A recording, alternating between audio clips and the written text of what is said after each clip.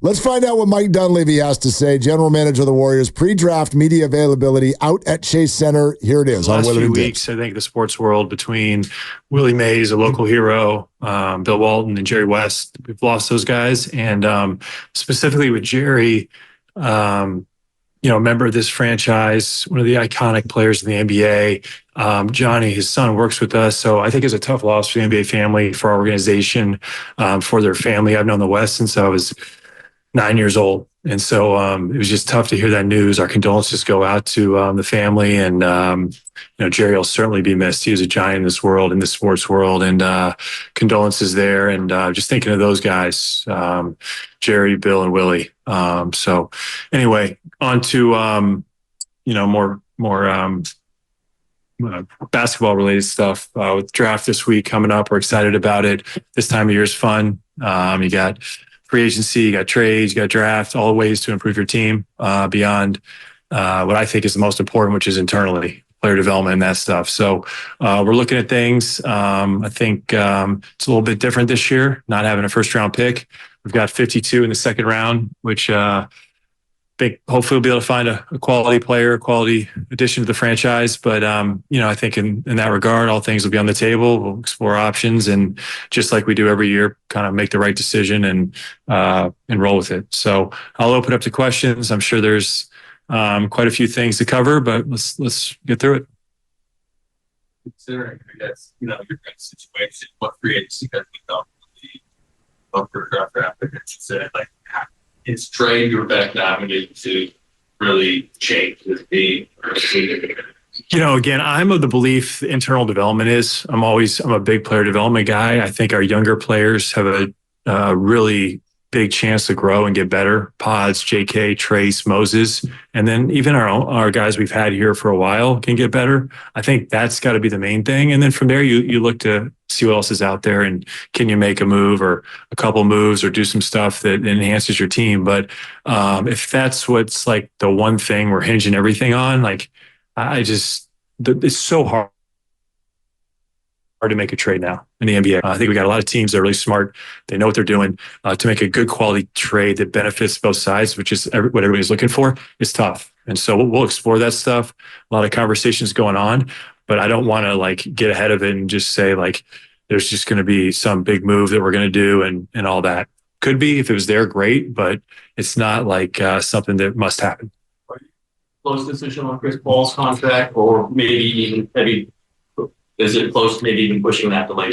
Yeah, it's close in the sense of it's, I guess, less than a week away now. So it's coming up. We're looking through everything. I think all options are still on the table in terms of keeping Chris. Obviously, there's a scenario where it gets waived. But, those conversations, kind of talking it through with him and his camp, we'll keep that kind of to ourselves. But I'd say, everything's open.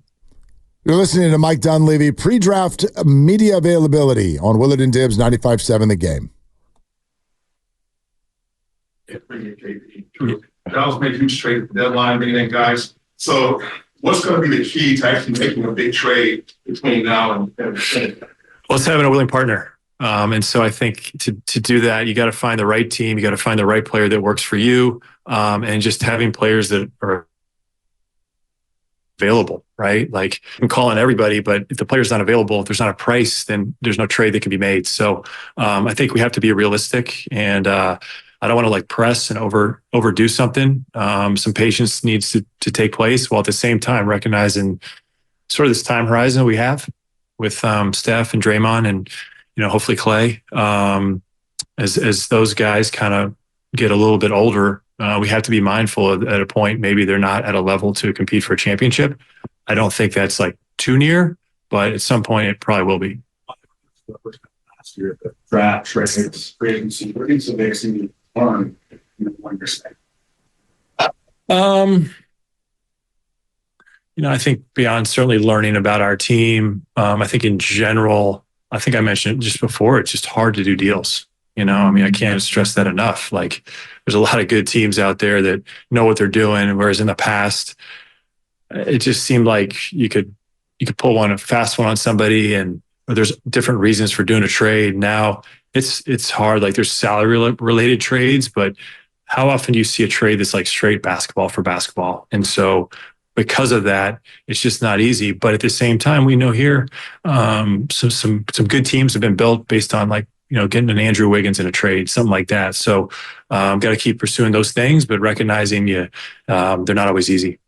Klay, can you just describe where the state of those talks? Is there an offer on the table for Klay right now? Yeah, I mean, all that stuff, I think, honestly, Tim, is just private. We want him back. I think we said that all along. Hopefully he'll come back. But as far as like the specifics of discussions and those types of things, I think it's important to keep kind of in-house. And when when we figure out a solution to all that, we'll have news for you.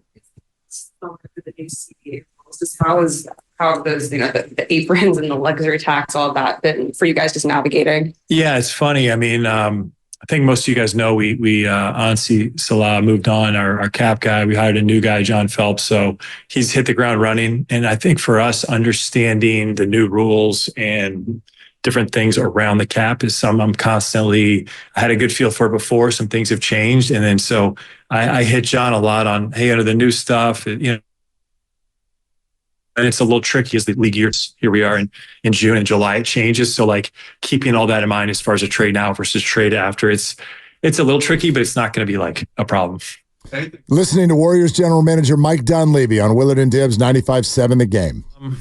Let's see. We're talking the hockey game tonight, or that'll be exciting. I think just in terms of the postseason, like how competitive it is in terms of parity.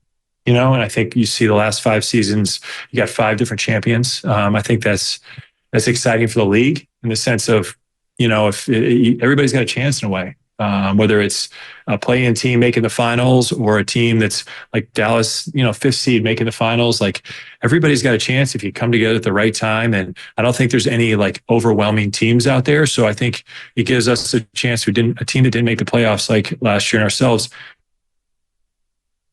How far away are we really? Most times you'd say, man, we're quite a bit of ways, but the way things are shaped now and there's a push for parity, like I think we can turn things around pretty quickly.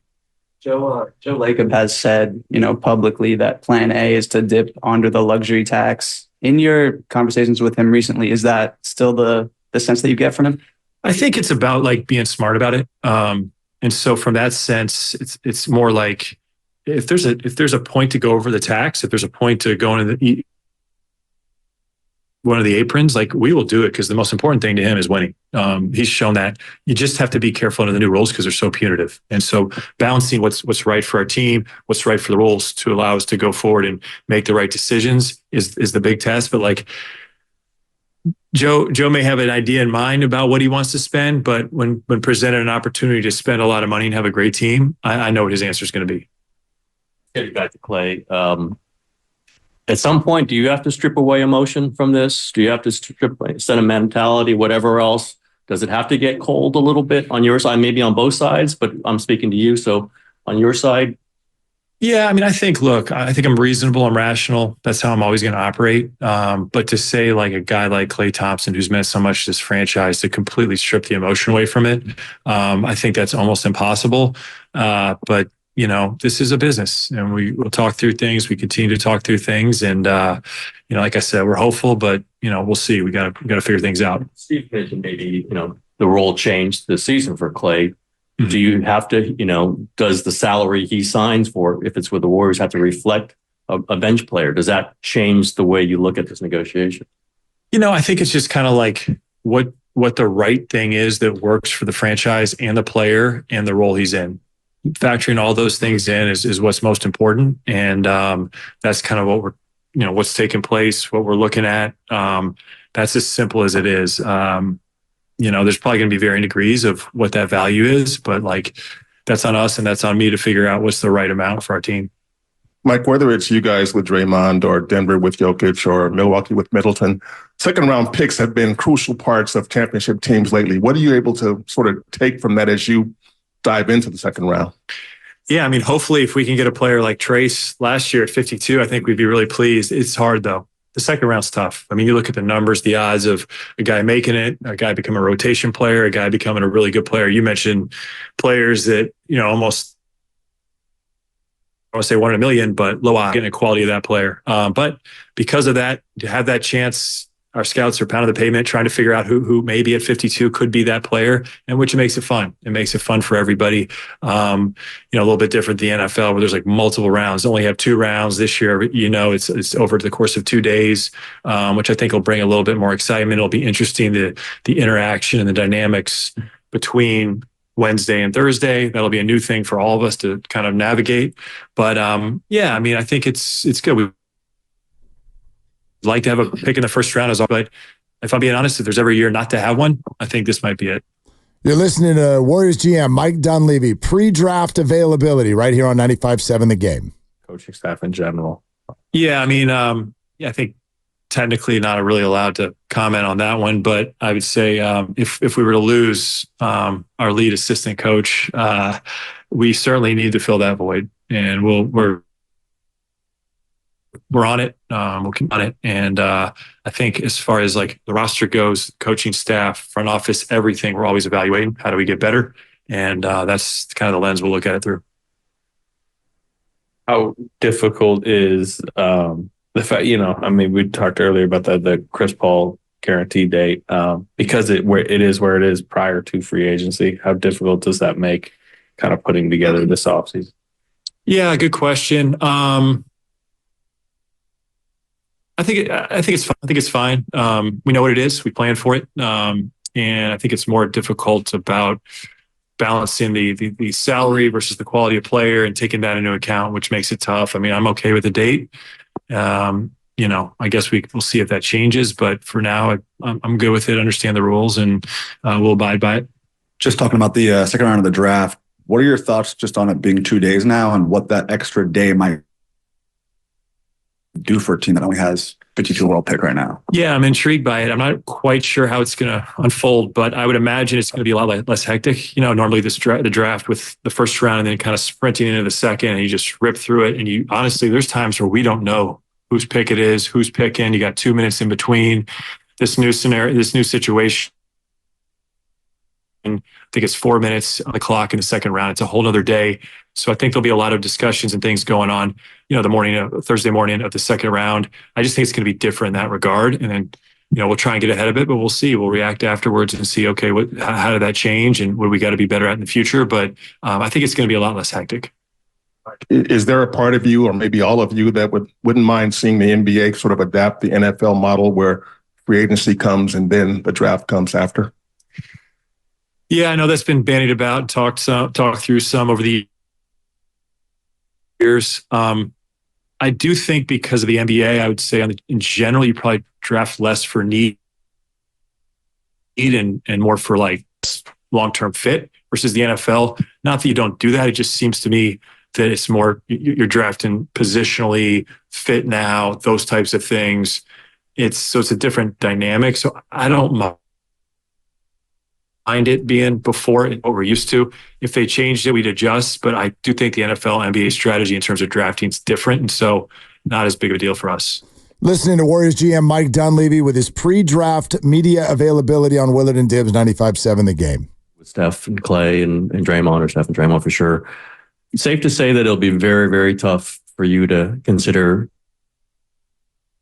trading Jonathan Kuminga, Moses Moody, Brandon Podziemski, Trace, that those guys are going to be very difficult to pry loose from the Warriors. For sure. We really value those guys. We've drafted them. We've grown them. They played really well.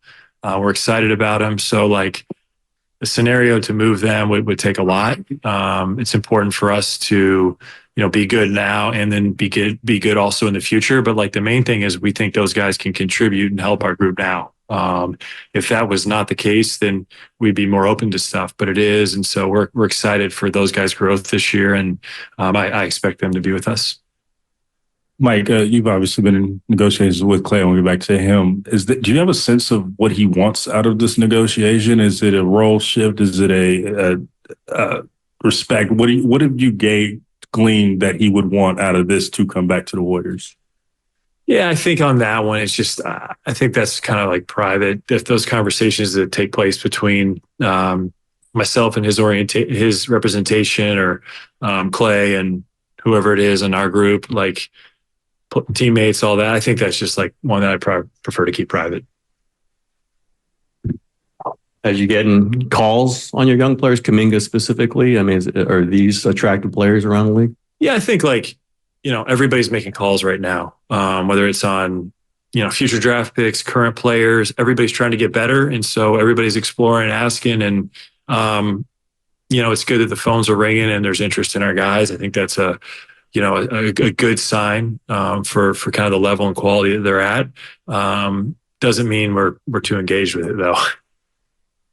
In regards to Klay and emotions and everything, from your position, how do you approach or react to when a player negotiates through the press, maybe, or maybe through social media? Probably just like everybody else, you read it and take it in, just like any other piece of data or social media or anything like that. I don't get any sense there's negotiating going on publicly, but that's kind of my perspective. A year ago, granted, all things changed. You did say that you weren't going to, Jordan Poole was going to be on the team about 4 days before you traded him. Is this different than that?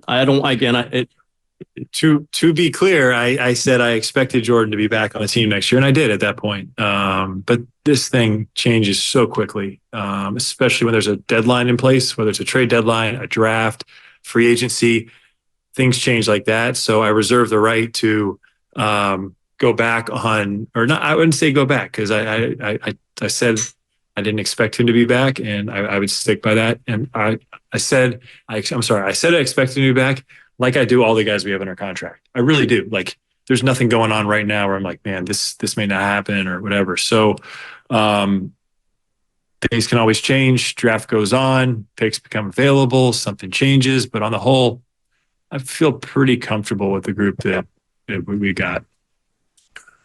Another playoff question. Watching these playoffs, it seemed to be, and watching Boston in particular, and maybe some of their teams, the 3-point shot, I mean, it takes a leap every year, it seems like. And obviously Boston is like 3-point happy. I mean, that's what they do. How are you guys influenced, if at all, by what you see in a postseason and by what those successful teams do and what made them successful?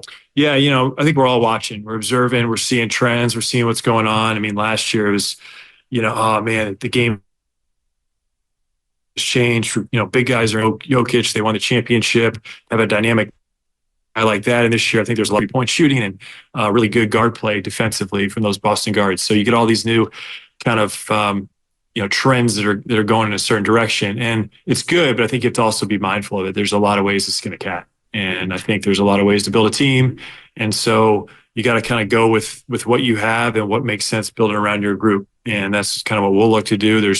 I don't think there's one singular way to do it, but there's some good concepts and ideas about it. And at the core of it's generally like good defense, competitiveness, high IQ, toughness, those types of things are always really, really important. And then like the skill stuff and the position and the archetype things can vary, but I think there's a core base of things you need to win, and we'll continue to pursue those. You're listening to Warriors GM Mike Dunleavy, pre-draft availability on 95.7 The Game. Kind of assuming you're going to roster the guy that you pick. Pretty wide open, honestly. I think between rostering, you could two-way, could trade, could two-way with the option to roster. So I'm aware, once you get into later than the second round, that generally ends up being a two-way deal, but there's also benefits of rostering a second-round pick. So honestly, on that one, it's pretty wide open. I think we've talked to Steve a lot about Moody's role, what his future is since the season ended. And I don't know that we've asked you, what did you see from Moody this last season? Obviously, the playing time came and went. What do you foresee his role will be this coming season? Yeah, I mean, I saw with Moses growth in a lot of areas of the game. I think the biggest thing about him is you see just an unbelievable effort when he gets put in the game. And for him, I think it was tough. His minutes kind of wavered up and down, which for any young player is challenging. But I know anytime he went in the game, he brought an A+ effort, which is huge. It's something I know Steve could really rely on and appreciated. I think for us, the next step for Moses is more consistent minutes, finding those minutes for him. We believe he can be a pretty quality wing. His ability to shoot the ball, like I said, he plays hard, he defends. I think his activity has gotten better, his awareness, as all young players do.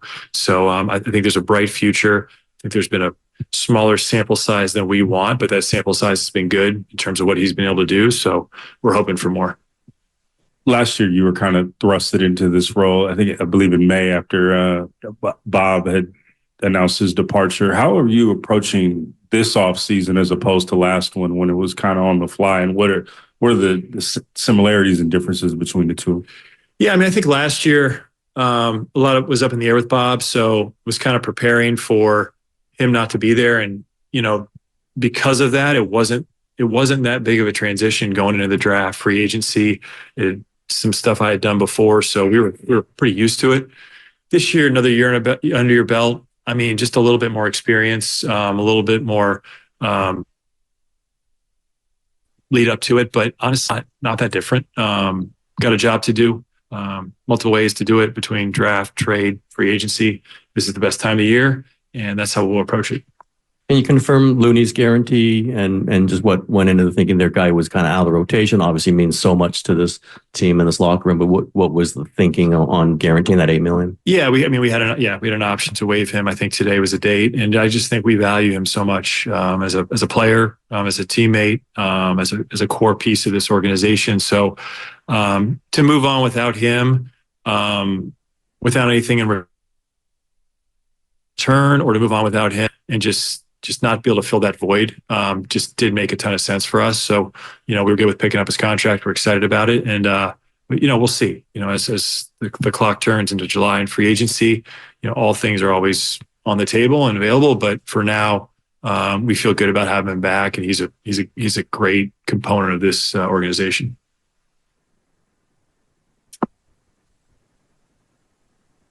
Yep. Okay, sounds like that's all the questions for Mike Dunleavy, general manager of the Warriors, down at the facility, Chase and Thrive City, and a lot to chew on there.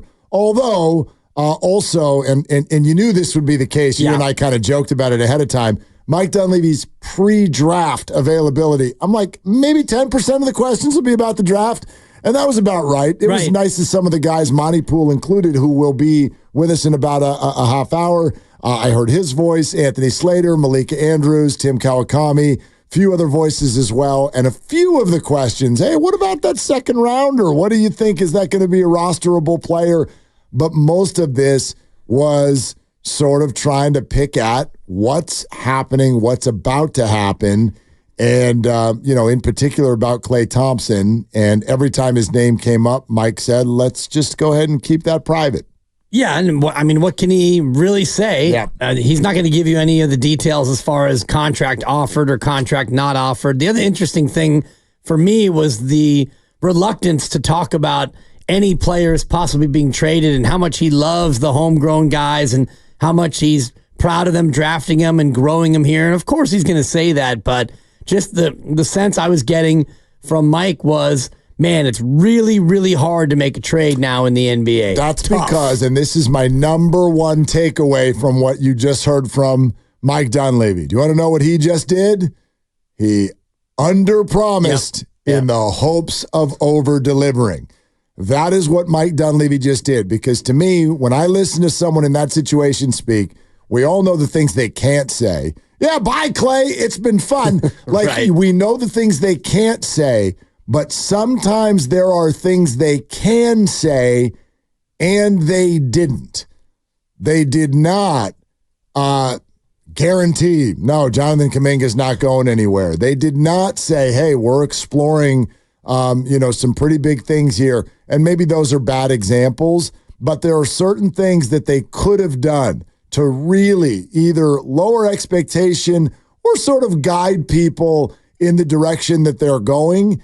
And they essentially did none of that. The only thing where I sort of felt like there was a compelling type of a thing being shared is that Mike Dunleavy really does not plan on trading Jonathan Kuminga. He said it about all four guys, add in Moody and last year's two rookies.